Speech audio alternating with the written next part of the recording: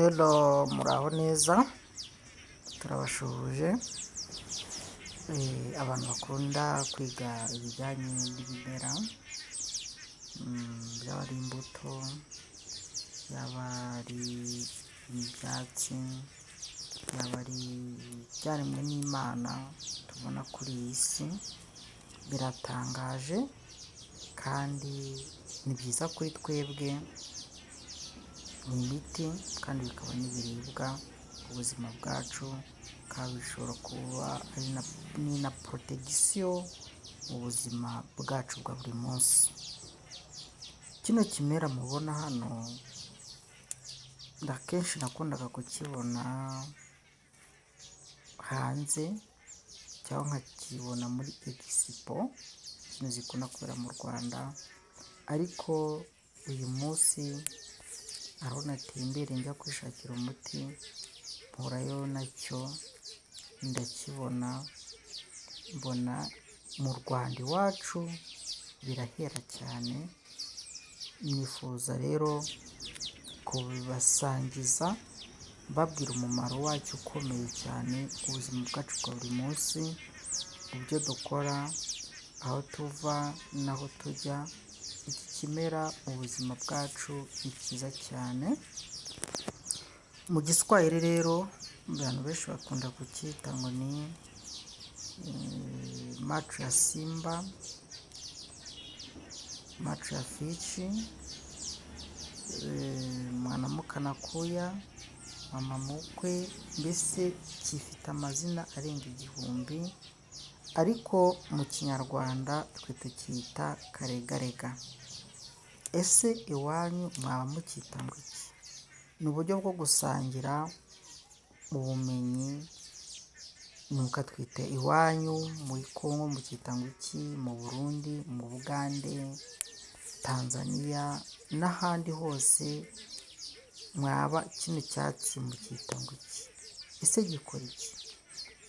Muri bikeya njyewe nzi gikora, nicyo tugiye kubabwira rero.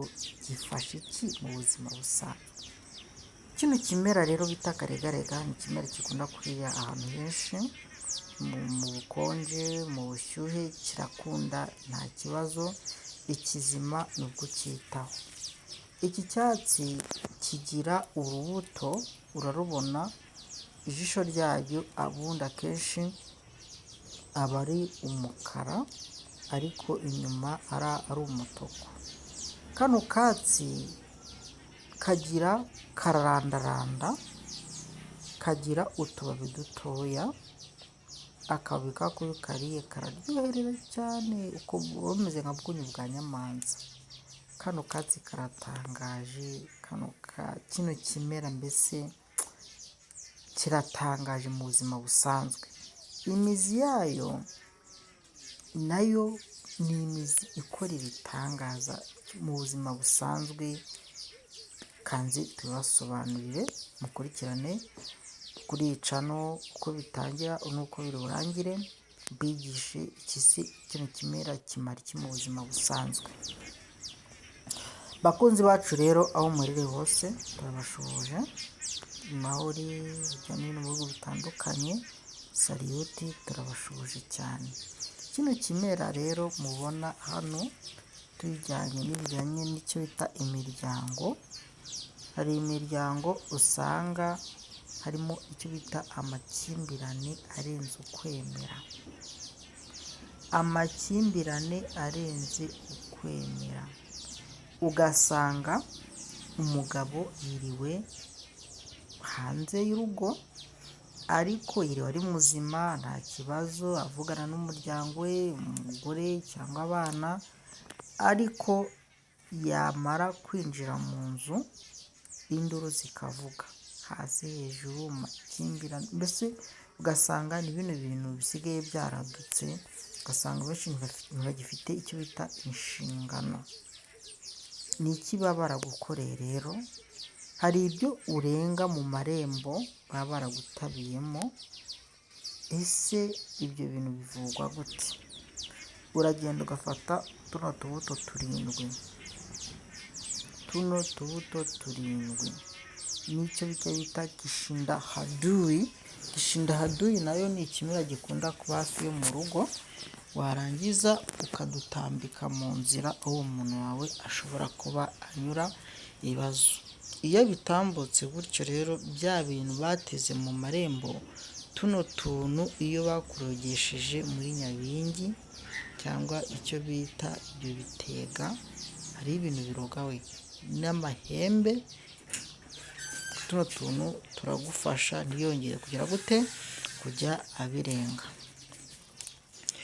Utu tuntu turakagira, ariko hano mumenye ko harimo etesheni. Tuno tubuto iyo uri umugore ushaka kuringaniza urubyaro, hari uburyo dukoreshwa. Iyo rero ukibyara ntabwo uba wemewe kudukoresha, ntabwo aba ari byiza, hari uburyo dukoreshwamo. Wishaka azanyandikire kuri WhatsApp mubwire uko dukoreshwa. Tuno tuntu turazingura iyo bakuzingiye mu rugo, ba bantu bakoresha ubukwe, cyangwa ukaba ufite umusore yagera iwanyu ukimara kumwereka ababyeyi telefone akayikuraho. Ese icyo kintu kiba cyabaye mu rugo ni iki? Nicyo bita umwange, ariko urimo uruzingo. Bazinga umuntu gute? Ushobora kukuzingira bagutwaye ubutaka wakandagiyeho, bakajya kubuzinga. Hari ibyo bakora bagatongera ibyo bintu. Ushobora kuba ufite umwenda, bandi bagiye babura imyenda, kubona umwenda wawanitse, ubundi umwenda w'imbere ujya kuwutwara ugamije iki? Nimba bawugaruye bakawusubiza, uramenye ntuzawambare, ntabwo ari byiza.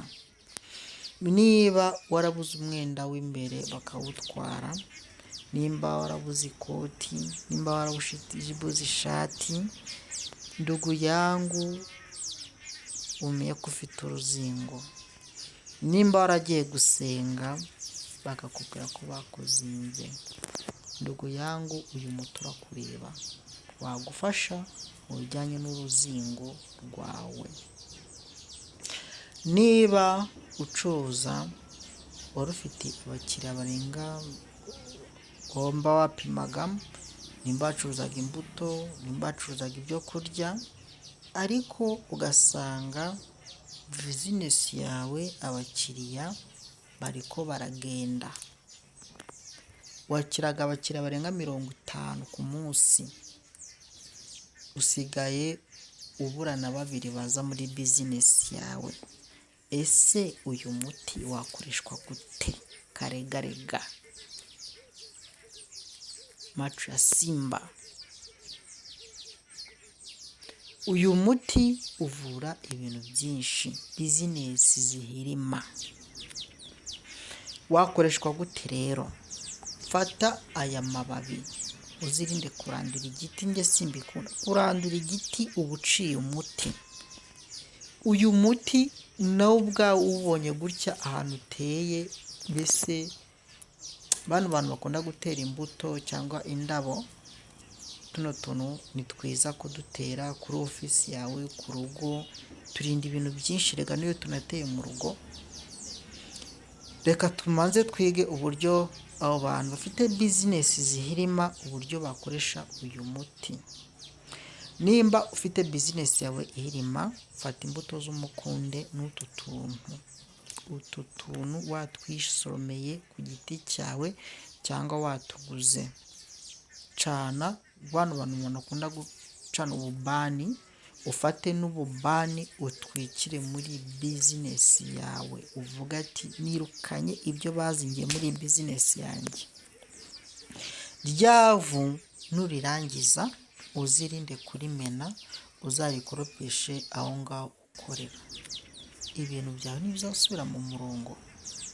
Niba uri wa muntu bazinze, uri umukobwa cyangwa uri umuhungu, bangu nabo barabazinga, ndugu yangu ukajya mu myaka 60 nta mugore.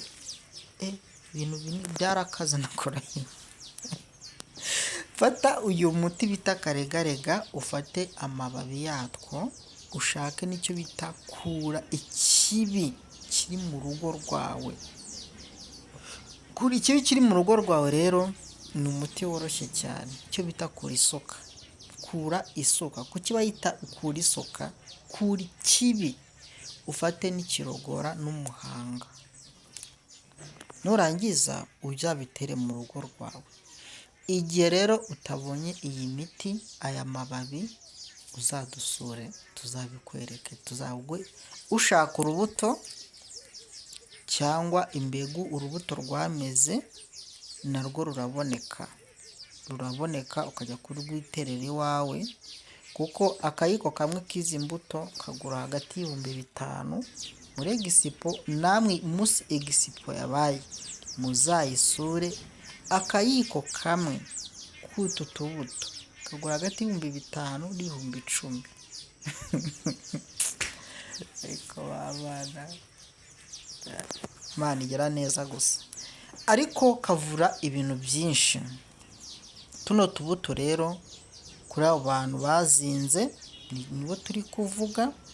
Kura isuka, ikirogora n'icyo bita umuhanga, ujye ubikaraba unatere no mu rugo. Ba bantu bakubuzaga kuza mu rugo ugenda usabwe, ibyo bintu bizakunda. Ariko iyo ubishaka rero, uzashaka umutaramu anakuzingure, cyangwa uduhamagare tugufashe, nta kibazo. Dukoresha ibimera by'iwacu rero bitavangiyemo n'ibindi bintu bya kure, ariko ubumenyi burahari. Ndugu yangu, ni uburyo bwo gusangira ubumenyi. Nanjye ntago mbiziho 100%, hariho abahanga babizi n'uburyo ukoreshwa. Ariko nimba ufite icyo uzi, ni byiza ko wareka ukajya natwe udusangiza.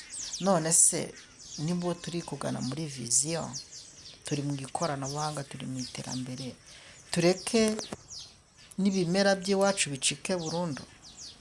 Imana ntihago yabishizeho bigira ngo bibe umutako, yabishizeho bitubere umuti, bitubere n'ibiribwa.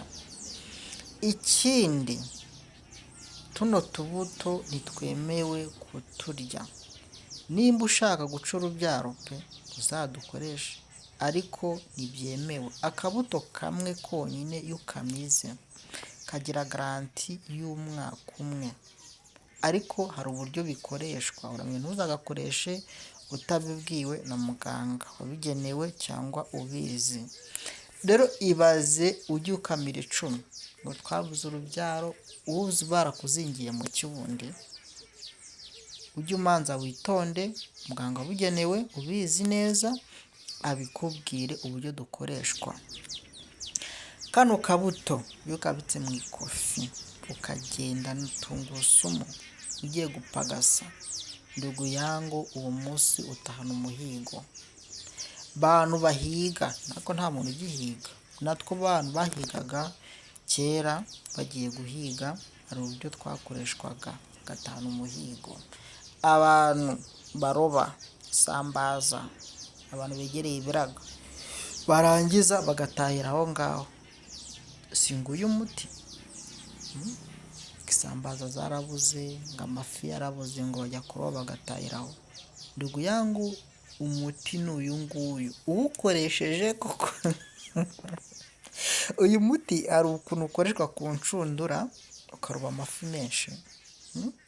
Bintu binanirana gute? Ariko cyambere twiga ibimera ni byiza, kuko ibimera biba bibi kandi bikaba na byiza ku buzima bwacu. Iyo ibibi bwabyo harimo ababikoresha baroga, harimo n'ababikoresha bavura, bivura cyangwa bavura. Uyu muti, kino giti mubona karegarega, karegarega ni hatari, iba nziza mu kwikagiza.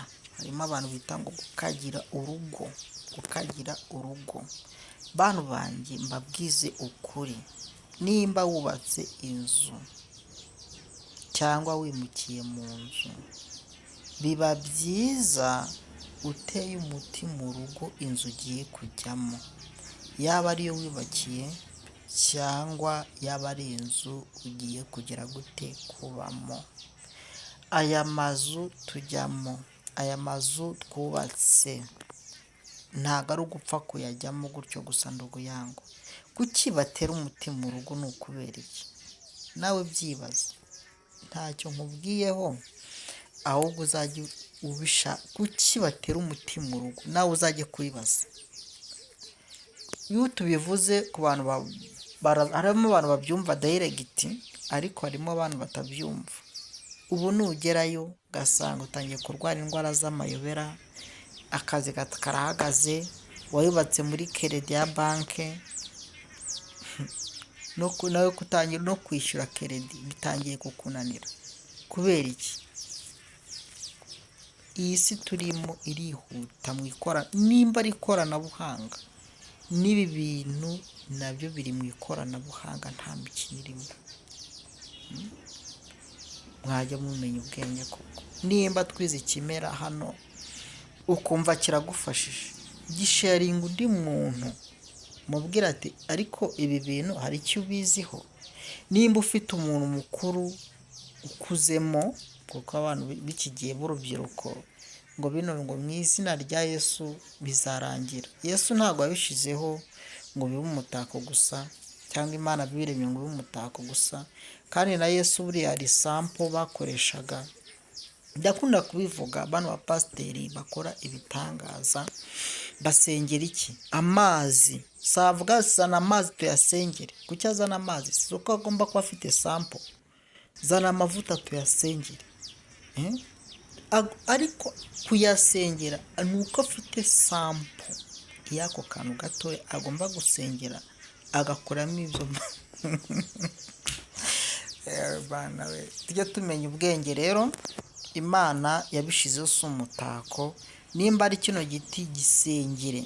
Bantu banjye rero mbabwiza ukuri, hari aho nigeze kunyura, umushuti wanjye yigeze kunyura, bari bagiye gusengera mu butayu. Umuntu arababwira kino gita bita umwangi. Mana koko, ngo nibagifate ngo bagikarabe. Ukaraba umwange gute ubundi? Ntago ari ugupfa kuwuhamura. Umwange ngo bagiye kuwukaraba ngo urakoraho ngo amababi yose, ahubwo bari babarozi, bari babahamije. Nimba ufite igiti cyo gukaraba, mujya kuri YouTube, hariho abaganga benshi bigisha ibimera, ariko mujye munashishoza. Ariko ujya gukaraba umwange, uzi ibintu mwari mugiye gukora. Umwange ni igiti bita umwange. Ndugu yangu, umuntu yagiteye muri business yawe, ubwo nyine ubuhombye uratashye nyine. Ariko umwange, ubu umwange mu byiza, ariko ukaba n'umwange mu bibi. Bifite uko bikorwa rero. Bantu bacu rero turabakunda. Kino giti bita karegarega, ku bantu batagitera akabariro nyine. Kano kabuto hari uburyo gakoreshwa. Kano kabuto kamwe konyine ukagenda ugakora ibintu byawe utiriwe umuti. Nguvu za kiume, hari uburyo bakoresha kano kabuto tubiri. Hari uburyo dukoresha kuri nguvu za kiume. Nguvu za kiume ushobora gukoresha imizi, kandi gukoresha imizi y'iki kimera ni byiza pe. Bawutekana n'inkoko. Ariko kuki bakoresha inkoko ku ngufu za kiume? Ni batekana n'imizi yawo, bagakoresha n'icyo bita umubwirwa. Abangaba ni ba bantu bazingiye muri Nyabingi bakababura ku nguvu za kiume. Nguvu za kiume munayowa. Nguvu za kiume kwirwanaho nyine urabyumva. Bagakoresha umubwirwa n'imizi y'iki kintu n'inkoko y'isake itari yagera gute, itari yimya, itari yimya. Mujye mwihangana, we Ikinyarwanda ni gikeya pe. Noneho ukayirya, ariko kurandura kurandura umuti ubu wuciye pe ku nguvu za kiume, ariko hari ubundi buryo bwaje rero kuri ba bantu gukora imibonano ukumva ucitse intege mu buryo bw'amarabiranya. Icyo kintu ni ikibazo, ariko ujye umanza usimbukire kwa muganga barebe ikibazo kirimo. Nimba ari ikibazo nusanga nta kibazo cy'uburwayi kindi kirimo, uze tukurangire umuti wakoresha, ukoresha kano karegarega, ariko nawe wawikorera ku giti cyawe ukareba ko ibibazo ku nguvu za kiume. Rero reka tugarukire hano, tuzakora capita ya kabiri tuyiga no ku bindi n'uburyo wakoresha mu buryo bwo kwikagiza. Turabakunda cyane, nimba bakunze video uzatubwire, nta kibazo, Imana ibane kandi turi kumwe.